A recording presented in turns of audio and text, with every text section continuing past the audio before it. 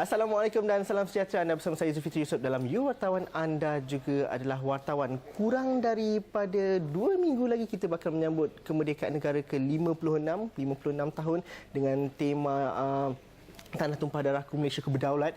Dan bagaimana dalam masa yang terdekat ini kita dapat mencipta ataupun mencetuskan momentum patriotism di kalangan orang muda dengan cara yang lebih segar, dengan cara yang lebih baru supaya semangat patriotik itu dapat sampai kepada mereka. Dan bagaimana dalam aspek ini kita melihat kepada kempen kreatif. Mungkin kalau kita masih ingat iklan-iklan di Kaisha TV memberikan peranan yang cukup besar dan perkara itu paling banyak dikongsi di YouTube dan juga di Facebook. Kalau saya mengambil contoh iklan Petronas karya Allahyarham Yasmin Ahmad, itu antara perkara yang mendapat tempat di hati masyarakat pada hari ini. Dalam konteks itu saya nak bercerita dan juga bersama dengan 2 orang muda pada hari ini. Rahmi Hatun Syukur merupakan penulis kreatif dan juga Fazli Sabaruddin merupakan ketua kumpulan kreatif sebuah agensi periklanan, tapi mereka datang dan juga muncul dengan idea Road to Merdeka, di mana penceritaan semula kisah-kisah kemerdekaan negara menerusi laman media sosial di Twitter khususnya. Jadi kalau kita nak faham ni Road to Merdeka, siapa yang boleh mulakan? Kalau kita boleh ceritakan bagaimana tercetusnya idea Road to Merdeka dan juga apakah Road to Merdeka itu sendiri?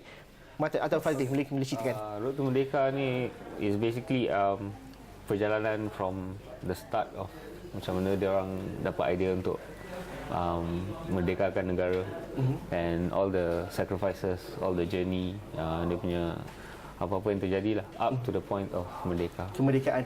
Dan kalau dapat disiarkan juga ada beberapa gambar dan juga kalau Kenneth boleh naikkan gambar dan juga tweet-tweet dan sebagainya. Bagaimana gambar ini diceritakan? Dan kalau saya faham Road to Merdeka ada beberapa akaun Twitter yang dinamakan atas nama bapa-bapa kemerdekaan. Betul. Dan daripada Tunku Abdul Rahman, Tun Dr. Ismail, Tun Razak sehingga Tan Chelok dan sebagainya. Mungkin Matun boleh ceritakan sepenuhnya. Apa yang kami bila kami buat penyelidikan dan sebagainya, bila kami realize semua orang ni ada peranan penting yang mereka mainkan dalam bila untuk menuju kemerdekaan. So kami set up akaun Twitter untuk siap mereka. Contohnya macam Tunku ramai kalau tengok ni Tunku, dan kita ada apa ni TH Tan, Tan Chelok, Dr. Ismail, Tun Razak, VT Samantan. Sebab mereka ada benda yang mereka nak kongsikan. Dan benda ni tak ada dalam buku teks sejarah. Saya rasa kebanyakan generasi muda sekarang ni tak tahu pun sebenarnya apa yang berlaku pada tahun 1954 sampai 57 yang mana kita mencapai kemerdekaan. Yang kita tahu 31 Ogos tu merdeka. Dan sekarang ni kebanyakan generasi muda bila kita tanya 31 Ogos apa? Oh, public holiday, cuti umum, boleh jalan-jalan atau boleh lepak kat Dataran Merdeka. Tapi dia tak tahu sebenarnya apa yang kita punya founding fathers atau pengasas negara kita ni, apa yang mereka lalui, susah senang, kisah suka duka diorang ni lah.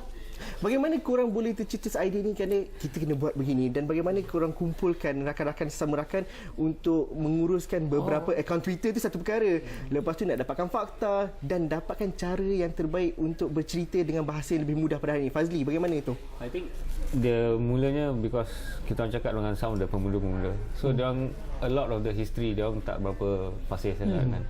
And then dia orang kata because bila baca buku sejarah semua it's boring lah. 400 muka surat of just words. And then and you know lah, muda-muda kan dia punya attention span dia a bit sekejap je kan. Okay. So kita thought kalau lah how can we teach the youngsters now? So we thought social media is one way. Dia orang suka benda-benda yang pendek, Twitter, Facebook and all that. So we thought what if our pengasas ni semua, bapa kemerdekaan kita ni, dia orang ada account Twitter. So apa yang dia boleh cerita kat sini? So the way the information is told, the type of information that is disseminated also is very different from how it is portrayed in the history book. So it's a bit more modern, it's a bit more current, it's a bit more youthful also. Bagaimana dengan penceritaan? Adakah ia mengikut timeline tertentu atau bagaimana? Yes, kita memang ikut exactly berdasarkan buku sejarah.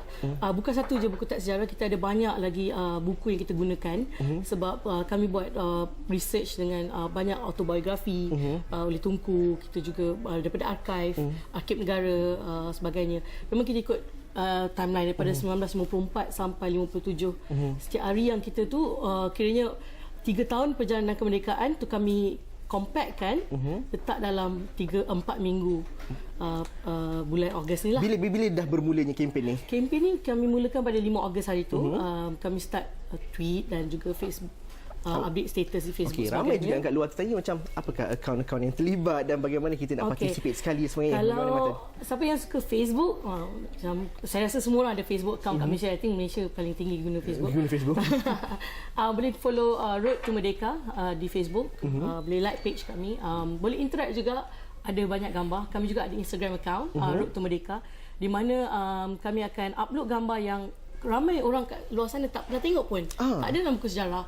Contohnya macam satu gambar yang Tunku nak fly ke London, gambar Tunku di London ketika berunding dengan pihak British untuk kemerdekaan, gambar mereka berjumpa Sultan Johor, dan sebagainya. Banyak gambar yang tak ada dalam buku sejarah. Dan bila saya buat kempen ni, baru saya realise, wow, this is interesting, this is something cool, dan it's part of our history that tak ramai yang tahu. Dan kalau kita lihat kat situ, ini adalah legasi 56 tahun lepas. Gambar-gambar ini semua. Sekarang ni orang kata orang muda tak suka sejarah, macam kita kata tadi, tak suka baca buku sejarah dan sebagainya.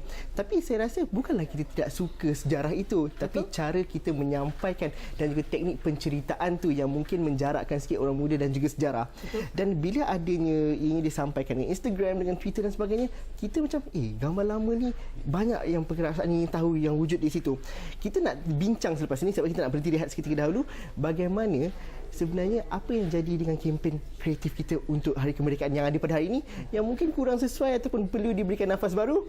Bagaimana cara korang ni mungkin boleh dijadikan model ataupun dah dimulakan oleh rakan-rakan lain juga, tapi kita nak banyakkan lagi kempen yang macam ni. Semua orang boleh buat juga inisiatif yang sama. Itu kita bincang lepas ni. Kita bertemu lagi dalam You Wartawan selepas ini.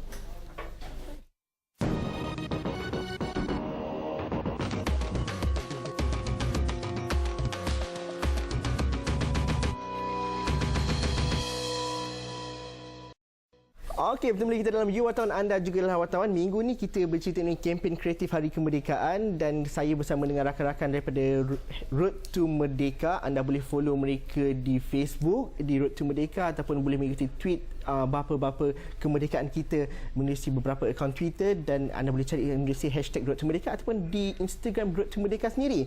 Tadi kita dah bercerita mengenai Road to Merdeka itu apa, dan hari ini bagaimana kita melihat sebenarnya. Kalau saya katakan tadi, kadang-kadang kita orang muda nak cari bahan-bahan sejarah ni bukan semata-mata daripada buku teks semata. Tapi kadang-kadang kita Google gambar-gambar lama itu mungkin menjadi pencetus minat kita untuk mengetahui lebih lagi. Dan Road to Merdeka ada beberapa keping gambar yang tadi Matul kata tidak pernah disiarkan ataupun jarang ditatap oleh generasi muda ataupun orang Malaysia sendiri pun. Bagaimana kita buat perbandingan apa yang jadi dengan kempen kesedaran kemerdekaan pada hari ini dan bagaimana kita perlu memberikan nafas baru kepada kempen-kempen pada hari ini? Pandangan anda bagaimana? Fazli, mungkin. I think paling penting sekali is the presentation.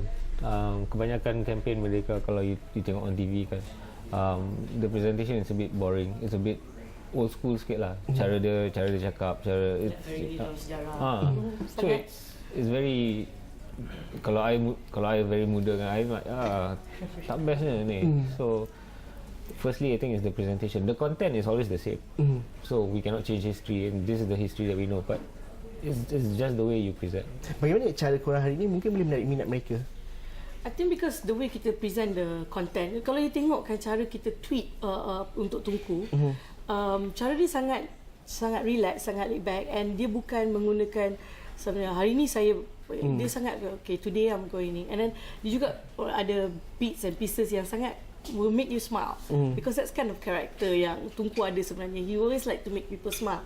So I think because what we do is that kita present kita punya content based on Tunku punya voice itself. So it be interesting for you to say, ni lah macam mana Tunku. Saya suka kerana macam katakan tadi, kita mengenali bapa-bapa kemerdekaan kita dengan cara yang berbeza. Bukan sebagai Tunku Abdul Rahman bapa kemerdekaan, tapi dia kalau dilihat kepada description Tunku itu seorang putera kepada rakyat, seorang bapa dan sebagainya. Jadi karakter personal ni menyebabkan adalah cara yang terbaik untuk kita mengenali sejarah. Bagaimana pandangan anda? And I think that is the point, so because masa when kita tengah plan out the campaign kan, we thought it's not just about him tweeting, this is what happened today, this is what happened after that, this is what happened. What we wanted to show is that okay, this is what happened and this is what he thought personally. Because that is the one thing about Tunku Abdul Rahman that tak ramai orang tahu. Apa yang went through his mind. Macam kalau dia nak jumpa, let's say, General Templar, tapi dalam hati dia macam, oh takut sikit, dan dia gementar sikit ke. So tak ramai orang tahu pasal tu. So kita imagine lah, okay, if I was Tunku, and this is what I would be thinking.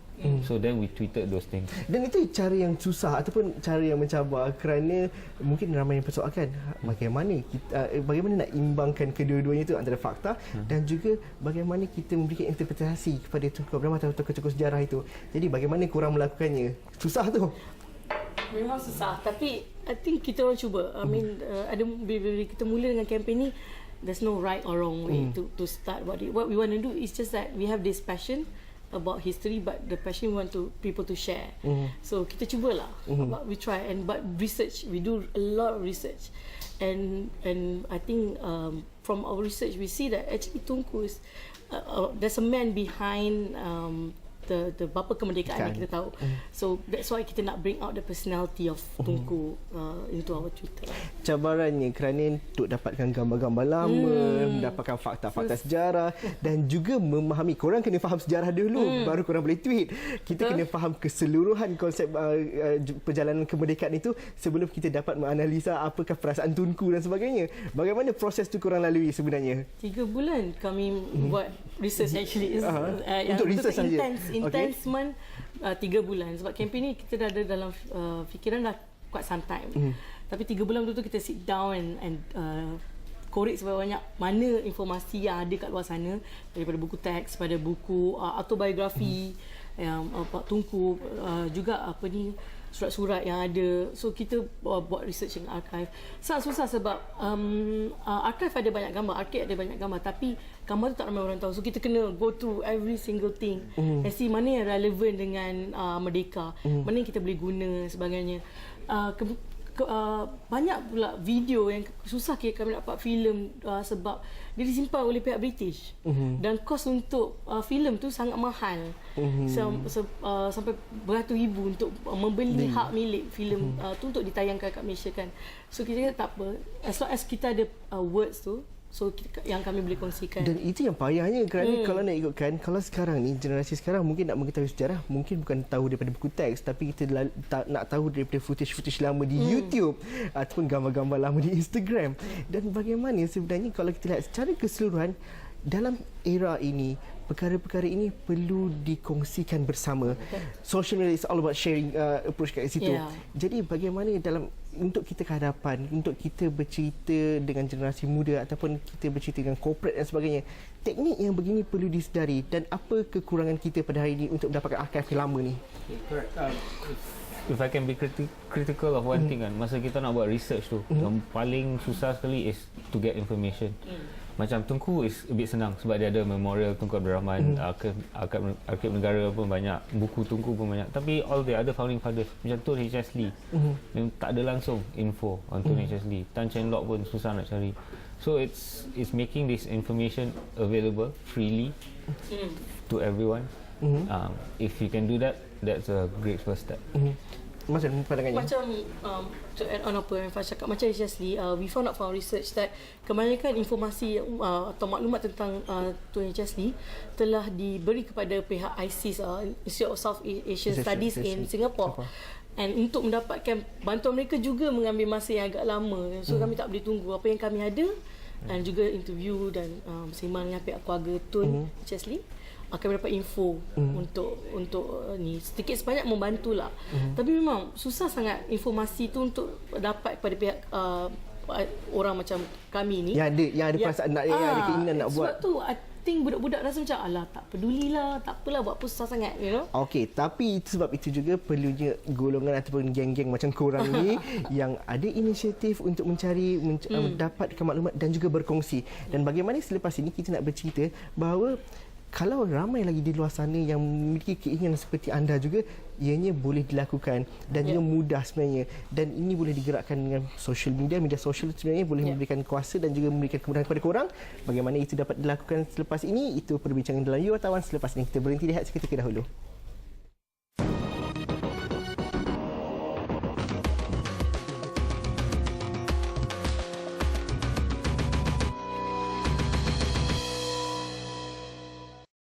Okey, betul-betul kita dalam You Wartawan, anda juga dalam wartawan. Kita bercerita mengenai Road to Merdeka, bagaimana kempen kreatif yang lebih baik perlu dilakukan untuk menyambut kemerdekaan negara pada hari ini. Bagaimana golongan sasarnya, golongan muda ini yang katanya tak suka sejarah, tapi sebenarnya mereka suka, tapi kita perlukan pendekatan yang baru. Itu kita cerita dalam You Wartawan pada hari ini. Matun, bagaimana sebenarnya social media dan juga Facebook, Twitter, Instagram sebenarnya memudahkan kita untuk menggerakkan inisiatif yang seperti anda lakukan. Benar, cari maklumat, cari informasi itu susah dapat daripada sumbernya. Tapi kalau tidak dilakukan oleh gerakan-gerakan atau kumpulan-kumpulan seperti ini, ianya tidak akan jalan ataupun legasi itu tidak berterusan untuk jangka masa akan lebih panjang. Dan bagaimana sebenarnya social media memudahkan perkara ini? I think kalau dulu orang nak buat kontak social media sangat susah. Macam mana you nak get the words out, and then kena bagi surat khabar, magazine, TV, sangat lambat lah benda tu. Perkongsian itu pun kurang. Perkongsian pun kurang. Tapi sekarang dengan social media, I tweet 140 karakter and 1,000 people can see it, you know. So it's very easy. It just take a little bit of effort lah. Usaha tu kena ada untuk cari maklumat yang susah nak dapatkan tu. Tapi adanya Twitter, Facebook, Instagram, the shareability tu senang, and virality tu senang nak pergi. Senang sekarang semua orang suka nak share foto, suka nak share video dan sebagainya. So I think tak susah nak buat, tapi just take the effort from a person, like kita orang agak beberapa kumpulan ni, and untuk mulakan kempen ni. And apa yang kami sedar, golongan muda sekarang ni, kalau you keluarkan iklan di TV atau di radio, semua tak berfungsi sangat untuk mereka. Sebab tu kami menggunakan approach very underground. So kita ada bekerjasama dengan graffiti artis. Kita ada buat graffiti di Pasar Seni. Kalau daripada siapa yang naik LRT turun akan nampak di Pasar Seni. Pasar Seni nampak Tunku Merdeka. So kita bekerjasama dengan mereka.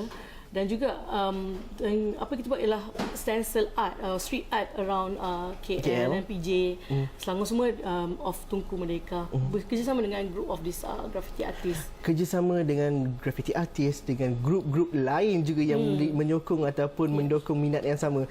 Bagaimana itu dilakukan pada hari ini sebenarnya, Faz? Actually, it's just based on kita, sebab kita tahu apa yang yang golongan muda sekarang nak kan. So kita orang go with this kind of avenue lah. I think orang kata kalau orang fikir buat advertising atau macam mana nak iklankan satu kempen, orang ingat TV, radio ni. Tapi sekarang go to the street where the youth are, you know, that's where kita pergilah. Kalau kita cerita mengenai bagaimana fakta, informasi, gambar sukar untuk didapati di dalam talian, dan ini mungkin mencerita salah satu perkara bahawa ini adalah fakta sejarah negara kita, ini adalah khazanah negara kita, dan betapa pentingnya ianya perlu dikongsikan dengan cara yang lebih mudah kepada orang ramai. Dan bagaimana dalam aspek itu sebenarnya kita tidak melihat bahawa kalau usaha grup-grup kecil ini mungkin memberikan impak, tapi bagaimana di masa akan datang kita mahu ianya dapat kerjasama yang lebih besar, mungkin daripada syarikat korporat, daripada agensi tertentu, supaya footage yang berharga 300,000 itu mungkin lebih mudah untuk dikongsikan dan sebagainya. Pandangan Faz bagaimana? I rasa the first thing that we need to do is to start this thing.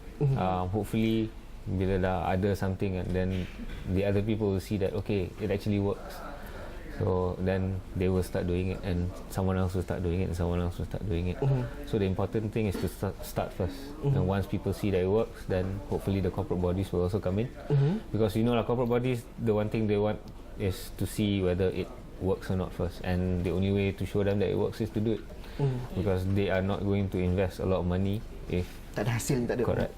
So we just have to do it lah. To do it first. Memang macam kita nak melihat untuk jangka masa panjang, sebab kalau memberikan impact kepada inisiatif ini, kerana kalau kita mahukan, ya korang dah mulakan inisiatif ini, tapi ia tidak akan berterusan kalau ia tidak menjadi viral, tidak menjadi fenomena di kalangan netizen dan sebagainya. Bagaimana itu dapat dilakukan? Strategi yang kedua pula selepas ini bagaimana? I think because kita nak campaign ni evolve organically. Maksudnya there's no promote post or no boosting post of ni. Kita nak, if you think this content, satu kandungan ni satu yang you suka, berharga bagi you, and I think people will share, and we see a lot slowly people start to pick up this campaign. Hopefully it will go viral. I think it will, because nearing to Merdeka kan. Dan bagaimana pula kalau dalam jangka masa terdekat ini, mungkin impact yang macam mana yang anda korang mahukan ataupun idamkan daripada pengguna media sosial contohnya? I think a lot of people realize about history. I think objective dia to educate. As long as kita reach our target audience and they manage, they learn something about Merdeka, they know, Tunku did that back in 1956. Or actually they went to berarak dan sebagainya. And sebenarnya orang akan realise kita memang perpaduan tu sudah ada daripada dulu. Keharmonian tu sudah ada. Perasaan muhibah tu, semangat muhibah tu memang dah ada. So kita nak orang realise benda tu. And benda ni susah nak measure. Susah nak tahu. And that is why kita orang decided to do this initiative also for One and for You, because they stand for unity, and this is what we hopefully one of the message yang kita boleh gunakan untuk Hari Kemerdekaan. Dan bagaimana sebenarnya akhir nanti, mungkin saya boleh beri peluang dalam 1 minit ini, mungkin Matun dan juga Faz boleh cerita bagaimana penonton ataupun bagaimana mereka di luar sana boleh turut sama berpartisipasi dalam kempen ini atau inisiatif sendiri. Bagaimana mereka boleh lakukan? Follow kami di Facebook, Road to Merdeka. Follow Tunku di Twitter, Tunku Merdeka. Dan ada 7 akaun Sizo? Ada. Kan? Ada 8 Twitter account. Sebab 8 orang berbeza yang bertanggungjawab dalam memastikan kita dapat kemerdekaan. Ni nanti boleh you tunjukkan Twitter account tu. Follow, tweet kami, bagi tahu kami feedback, bagi tahu komen kalau nak apa-apa ke, nak informasi lagi, just message or tweet di Twitter dan Facebook. Tak ada masalah. Cool thing is, kalau let's say if Tunku tweet something or HS Lee tweet something and you think that you can add something on, you just unreply back. And create a conversation yang lebih menarik kat situ. Okey, terima kasih kepada anda berdua kerana sudi bersama kami di Layu Wartawan. Terima kasih juga kepada anda. Mungkin ada cerita anda bagaimana kita dapat menyemarakkan kemerdekaan kita dengan cara yang lebih baru, cara yang lebih orang kata cool, tapi sebenarnya memberikan refleksi yang cukup besar terhadap semangat patriotism untuk konteks hari ini. Itu sahaja perbincangan You Wartawan untuk hari ini. Jika anda ada suara pandangan, tuliskan bersama di Facebook You Wartawan. Kita jumpa lagi minggu depan. Assalamualaikum. Okay, thank you guys.